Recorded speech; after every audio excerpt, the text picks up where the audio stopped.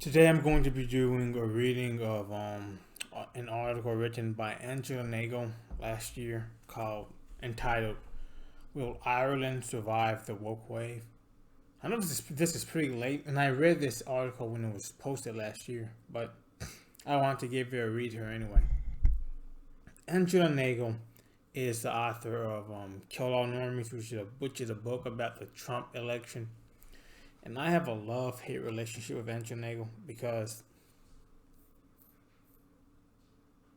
on the one hand, she has she's pretty good, I guess, when it comes to critiquing like some of the more outlandish aspects of the left, but at the same time, like most left-leaning women, I feel her perspective on things to be a little solipsistic. And the subtitle is, "If your economy is ruled from California, then your culture will be too." And it goes on, "Talk to any educated Irish person in a global city today, and you will quickly discover that they hold the twin ideologies of post-Celtic Tiger Ireland, a vague, sentimental remnant of the Irish ethno-nationalism of the Revolutionary period, and the internationalist and multicultural open society values of Google." So what she is highlighting here is, although Ireland is a island nation, um, you know, stranded off the coast of Western Europe, it's English speaking, but it has an adversarial relationship. It has traditionally had an adversarial relationship with Anglo civilization. Ireland was a colony of Britain, and they have a very adversarial relationship with Britain. But as Ireland, what we would call modernizes, as it becomes a center of, as it has made itself a tax haven for all these tech companies from mostly California are now exporting American coastal values to Ireland. Point out that these are contradictory anyway, like mentioning Ireland's role as an international tax haven, or asking why there are so many Irish nationalists living in London, Berlin, and San Francisco, and so few living in Dublin, and you will be met with defensive anger. As a former colony, historically unsullied by the sins of slavery and imperialism, Ireland's national identity has been largely free of the culture of pathological self-hatred found among most of the liberal West today. Which, this is changing, by the way. Ireland is slowly becoming an American cultural colony, and I don't think there's going to be much to do about it, like much to stop it. Especially as now Ireland's economy is being so intertwined with the global international market. An uncomplicated sense of national pride has remained the default, even and sometimes especially on the political left. But all of that is about to change. Toppling statues is just the beginning, when a recent Irish headline. If the goal is to make Irish culture less racist, as self-flagellating stories about the Irish public's racism are set to now become a daily part of Irish life, Ireland's elites can breathe a sigh of relief. Any populist pressure they sense brewing while overseeing a deeply economically unequal society with skyrocketing homelessness, rents, and outward youth migration can now be replaced with an imported moral narrative that turns the spotlight around on the reactionary masses who must, in the name of equality, learn to think of themselves as privileged. So what she's highlighting here is how in managerial societies, in this neoliberal managerial economy that we have now, the people at the top oftentimes find it beneficial to gaslight their native populations from rebelling against the economic injustice they're suffering under, like the stagnant wages, the higher rents, and the longer work hours, by redirecting their aggression to something else, like racism, sexism, these identity issues, rather than class issues. While educated Irish people in Dublin copied the Black Lives Matter protests from America, our culturally progressive and economically Thatcherite Taoiseach, I'm sorry, it's an Irish word. It's a Gaelic word. I can read it. Recently singled out the statue of Irish Republicans Sean Russell as a problematic target. Russell fought in the War of Independence and died trying to secure arms from Germany in 1940. Wrongly thinking that historical facts could ever stand a chance against the wrecking ball of a current international woke culture revolution, some Republicans correctly pointed out that he was not doing so out of any allegiance to Nazism, having tried to secure arms from any nation that might give them. Protesters still vandalized the statue anyway, painting it with a gay pride rainbow flag with added Black Lives Matter in brown to mark the support for Black Lives Matter. See, this is why I don't get about Angela Nagle. On the one hand, she initially supported all these cultural exports from America and Europe that were changing Ireland. For example, abortion rights, same-sex marriage, all of these things. But now that she's actually seeing, because she was a naive, young, urban intellectual who thought all of these changes were hip and new and fresh, and they were in opposition to like the traditional Irish culture that she grew up in. She was a reactionary against that culture. She was running away from her past. But now that she's actually seeing the adverse effects of it, it's really getting to her. She's seeing the fervor these people have when it comes to furthering the value system of neoliberal elites. See, these cultural revolutionaries, these values, this value system, these values that they're pushing on society are not the values of the working class that people leftists have traditionally tried to represent. These are the values of elites. Transgenderism, gender inclusivity, gay marriage, homosexuality, egalitarianism. These are the values of elites. These are elite values. The people supporting these values are aspirational elites. These are college-educated white people who believe that they're achieving some major goal by carrying out these acts. Having uncritically adopted the fashions of American academia, Ireland's new young educated elite have started parroting the import language of white privilege versus people of color, and the dangers of nationalism versus the super multinational capitalism friendly values of openness. There is little reason to think the cultural revolution sweeping across Europe from America will stop and listen to the "but we're on your side, please" offered by Irish Republicans about how they support the anti-apartheid movement in the 80s, or how our national heroes were anti-imperialists, or that our Republicans today are economically left-leaning and pro-immigration. That's the problem.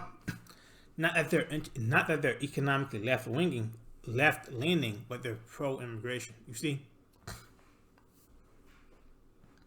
All of these things that she's complaining about are dissolving her society.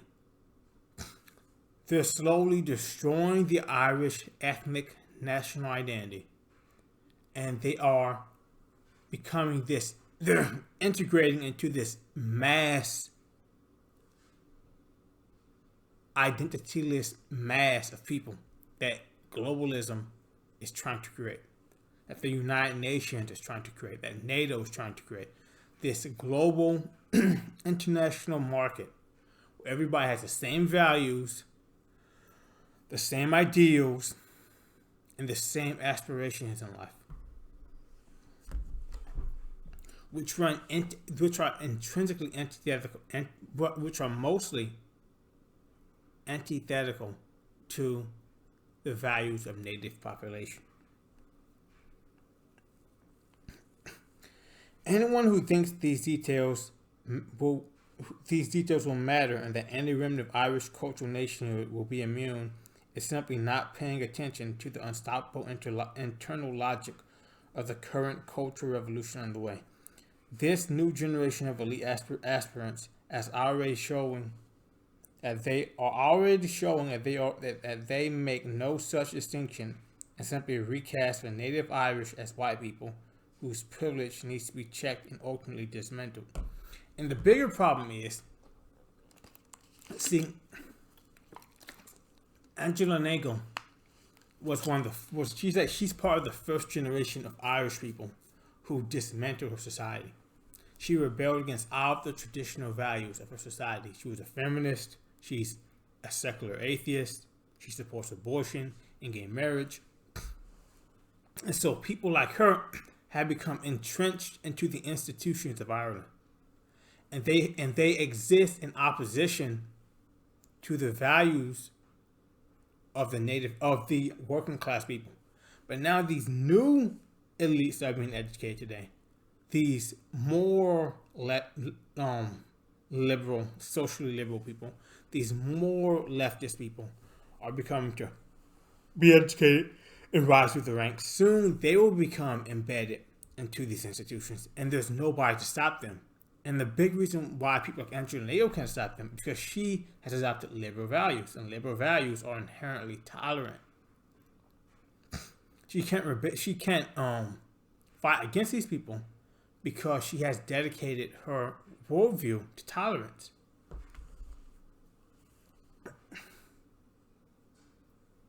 It is worth asking why the woke culture revolution sweeping Ireland, Irish society would spare a single one of our national statues, monuments, or heroes.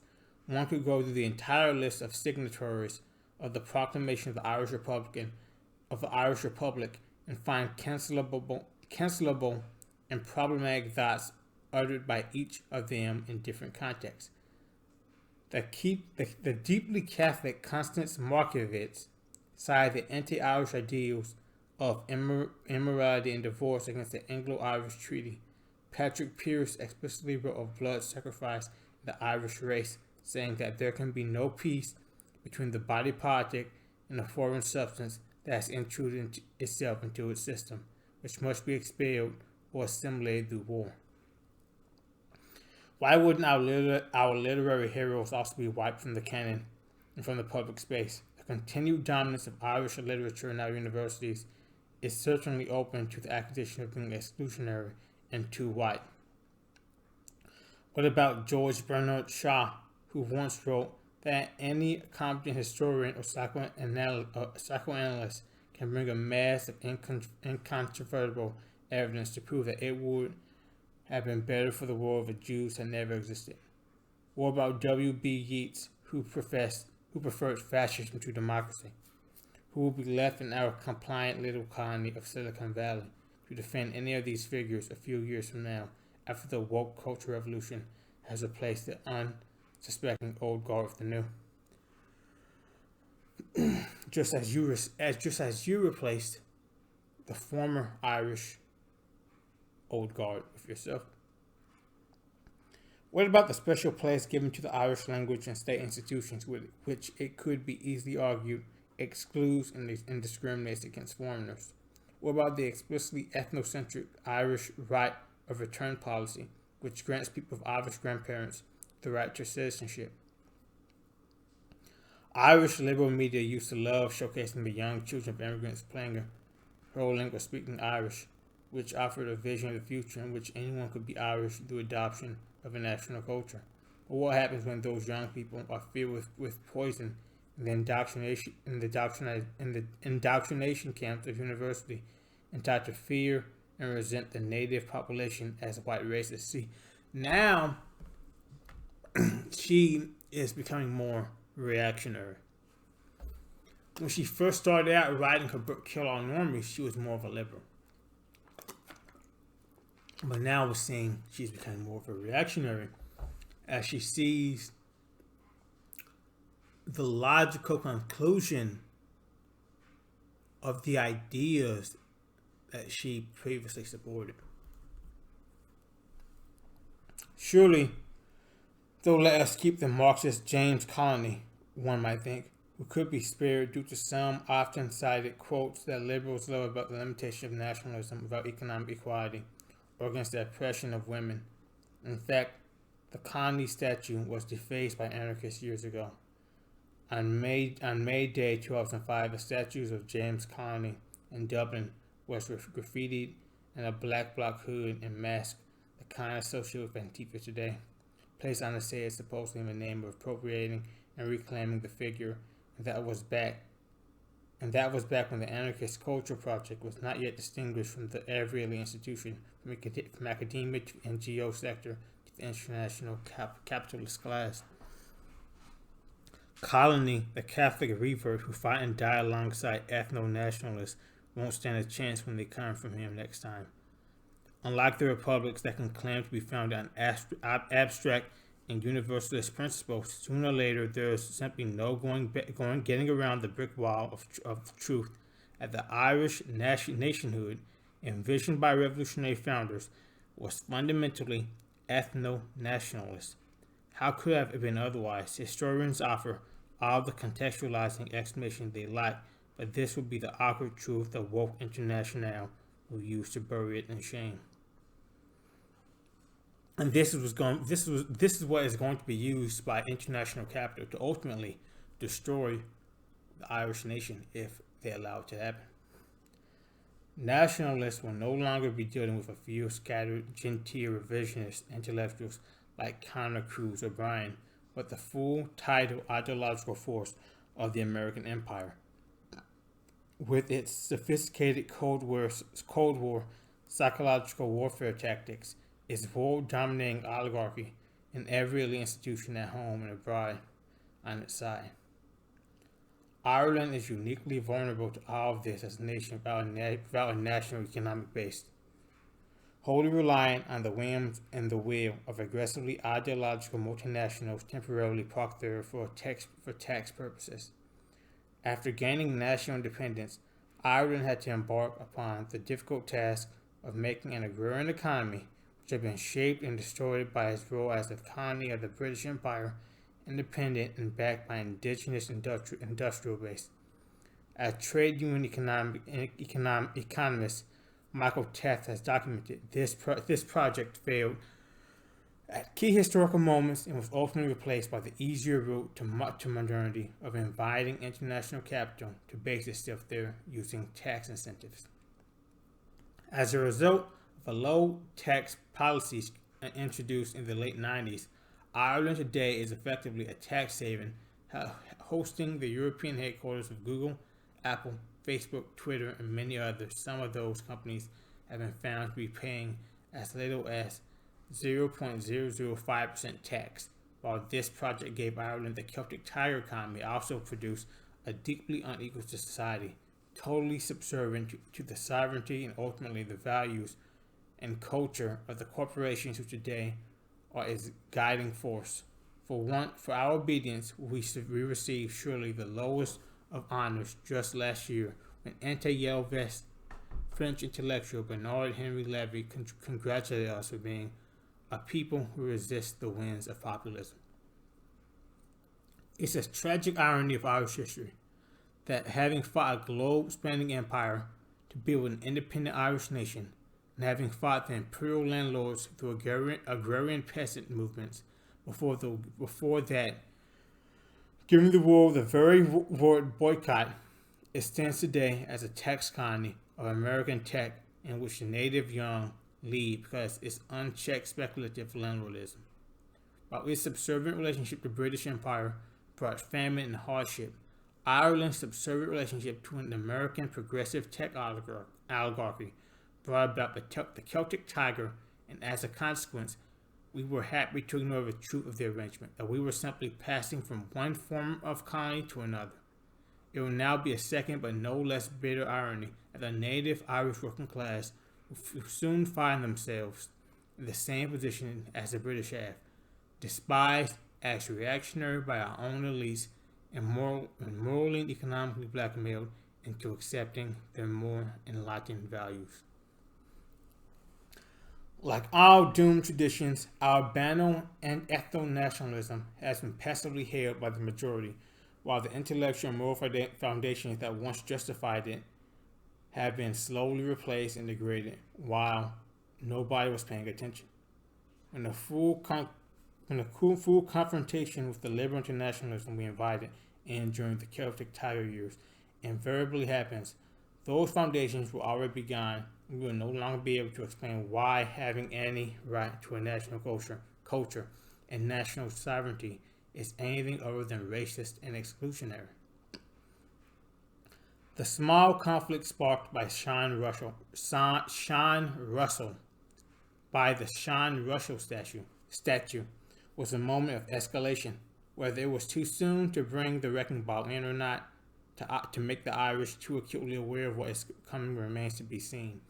But the direction of the historical winds should be obvious. The revolutionary generation that gave us the Irish nation understood that you cannot be culturally, intellectually, or economically self-directed if you ruled from a foreign power. These recent events have started to reveal the irreconcilably and contradictory nature of the official ideology of post-Celtic Tiger Ireland, which tries to dress our colonial relationship to international capitalism as a national triumph. The Irish will soon learn that if your economy is ruled from California, your society will too. The Irish will soon learn that if your economy is ruled from California, your society will start to look like California, a nowhere of the very rich and very poor, but without the sunshine. And that was written by Angela Nagle last year. Like I said, I have a love-hate relationship with Angela Nagle simply because most of the things she criticizes, she and her generation are a direct cause of these problems. But this is probably something I'm going to get into in another video. So that's my reading for today.